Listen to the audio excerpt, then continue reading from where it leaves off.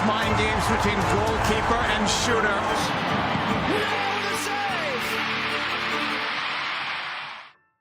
Dating back to the inaugural tournament in 1991, the U.S. Women's National Team has only had 4 true starting #1 goalkeepers at a World Cup. Mary Harvey, Briana Scurry, Hope Solo, and Alyssa Naeher. Outside of one Saskia Weber start in 1995, the quartet of Harvey, Scurry, Solo, and Naeher have defined the U.S. at every World Cup they've ever played in, forming the heart of a goalkeeping legacy that is one of, if not the best in the world in the international women's game. Each of the 4's experiences at major tournaments created legends in their own right, with images that have lasted through decades. Harvey bringing home the team's first world championship, Scurry's penalty save for glory in 1999, Solo raising a World Cup trophy in 2015, and Naeher's crucial penalty save in the 2019 World Cup semifinal, all ushered in an era of consistent success for the U.S. Women's National Team. None of these 4 players retired with less than 1 World Cup title and 1 Olympic gold in their careers, becoming larger-than-life figures that anchored personnel on rotating back lines, while remaining calm in the trenches in the biggest moments. And the U.S. Women's National Team's approach to goalkeeper succession has been somewhat unique, developing years-long loyalty to one player at a time, curated, of course, by larger-than-life performances, but also by the shifting club landscape that required U.S. soccer to invest in individuals. And in the present era, the realities of the U.S. Women's National Team goalkeeping pool have changed. The U.S. already has international superstars like Trinity Rodman and Sophia Wilson ready to step up in 2027, but who will take on the team's iconic goalkeeper position is a little bit more of a mystery. Current manager Emma Hayes has given multiple goalkeepers time on the pitch, with Manchester United's Fallon Tullis-Joyce, Seattle's Claudia Dickey, and Utah's Mandy McGlynn forming what looks to be the next core trio. But whoever starts in goal in 2027 will be the first U.S. goalkeeper since 2007 to start in a major tournament without having attended one on a previous roster. So what led to the U.S.'s great goalkeeping consistency for decades, and who were these players? And what can the team learn from their own history as they figure out who's taking on the legendary mantle of the U.S. Women's National Team #1?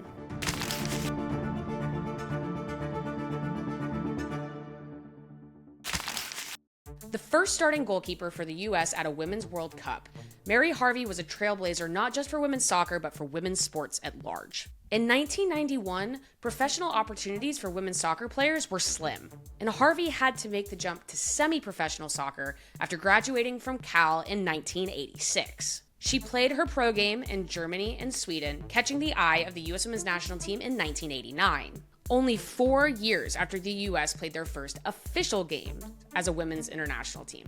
Harvey played every minute of the 1991 World Cup in China, registering 3 clean sheets throughout the tournament as the U.S. ultimately took down rival Norway in the final, setting the tone for years of a winning culture for the U.S. Women's National Team that came after her. Harvey was also part of the squad that represented the team's fight for equal treatment and resources, as U.S. Soccer's investment in the squad came under fire after their 3rd place finish in 1995, which at that time was actually near the twilight of Harvey's career.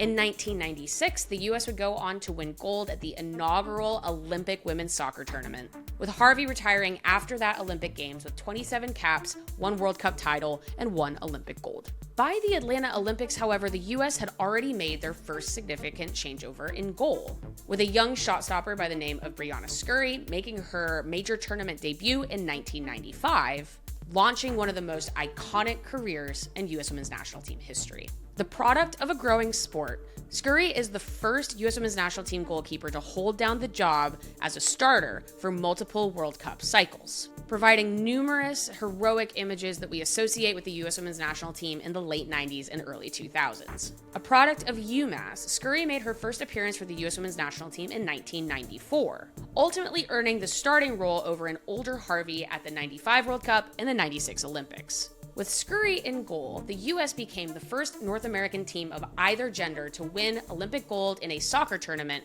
at the Olympics. And Scurry's finest achievement came 3 years later, defeating China in the final of the 1999 Women's World Cup in front of 90,000 fans at the historic Rose Bowl in Southern California. In part, thanks to Scurry's ability to stop shots, that final remained scoreless through extra time. Despite the Women's World Cup at that time having a golden goal sudden death policy in overtime. And then Scurry came up big in round 3 of the penalty shootout, saving Liu Ying's penalty to give the US a key advantage, allowing defender Brandi Chastain to win the World Cup with a single strike from the penalty spot and win the hearts of a country learning to love women's soccer. Scurry then led the team to a 3rd place finish in the 2003 World Cup and another iconic bounce-back Olympic gold in 2004. But as the arc of the World Cup cycle turned towards the 2007 World Cup, the US was set to face its trickiest line of goalkeeping succession yet. A University of Washington graduate, Hope Solo started her U.S. Women's National Team career with a bang while still in college in 2000, earning a shutout against Iceland in her debut in goal prior to the Sydney Olympics. She then made her first trip to a major tournament with the U.S. as an Olympic alternate in 2004, watching Scurry step up in her final tournament as a consistent starter to earn the U.S. Olympic gold. But then somewhat inevitably, the hierarchy of the position shifted. Despite Scurry still training and available for selection for the U.S., Solo rose in the ranks, becoming the U.S. Women's National Team's first-choice goalkeeper in 2005 under manager Greg Ryan. An explosive shot stopper with athleticism that made her very difficult to beat, Solo's consistency on the pitch was unmatched, going 55 straight U.S. games unbeaten from 2002 to 2008, which is still a U.S. Women's National Team record. But Solo's story off the pitch at times threatened to overshadow what she brought to the team during a period of highs and lows in a U.S. Women's National Team jersey. Ryan famously lost his faith in his starting goalkeeper at the worst time, controversially benching Solo in favor of the older Scurry before the semifinals of the 2007 World Cup, a decision that backfired immensely in the form of a 4-0 loss to Brazil. To this day, the team's worst single-game result at a major tournament. And as a firebrand off the field, Solo did not take well to the change. She blasted Ryan and Scurry to the media immediately following that World Cup defeat, eventually being sent straight home as the team bounced back for a 3rd-place finish. Ryan was fired after that tournament embarrassment, and Solo had to make amends in a locker room hurt by public criticism from one of their own, as the US traversed a difficult changing of the guard as the 99ers walked away from the sport. But in a testament to what she brought to the team between the sticks, Solo remained. New manager Pia Sundhage reinstated Solo as the team's starting goalkeeper for their 2008 Olympic triumph. And backups Nicole Barnhart and Jill Loyden never really came close to unseating Solo as the team's number 1 during that time. Solo and the US almost got their next World Cup breakthrough in 2011, with a key penalty save by Solo launching them into that tournament's final, during a time when women's soccer threatened to fall off a cliff of public consciousness. And Solo actually walked away from that tournament with the Golden Glove, despite the team falling to Japan in penalties in the final. And after another Olympic gold in 2012, Solo finally made good on her World Cup promise in 2015, anchoring a US side desperate to return to the top for the first time in 16 years. Solo played every minute of that tournament, allowing only 3 goals with a 540-minute shutout streak, the second longest in Women's World Cup history, with perhaps her most iconic moment of the tournament coming from staring down German striker Celia Sasic as she was about to take a penalty in the semifinal, a penalty that she missed in a game in which the US was not favored. And perhaps in the grand arc of her career, Solo's ability to pull together those incredible performances on the field encouraged multiple US coaches throughout the years to keep her close to the squad, despite some of the controversy she brought off the pitch. In 2016, however, the wheels fell off. Following the US Women's National Team's Olympic quarterfinal loss to Sweden, Solo once again made emotional comments to the media afterwards, calling Sweden a bunch of cowards due to their off-ball tactical plan, while not for nothing being coached by former US manager Pia Sundhage. And after the team came home from Rio, US Soccer had finally had enough. The federation suspended Solo for 6 months while terminating her International Federation contract. Now, to this day, Solo alleges that the icing out came from her prominent place in the fight for equal pay. But US Soccer referenced past incidents when announcing the decision, implying that Solo's dismissal came more from 1,000 cuts than one fell swoop of behavior. Her time with the US came to an abrupt end at the age of 35, creating a void that the US Women's National Team once again had to fill.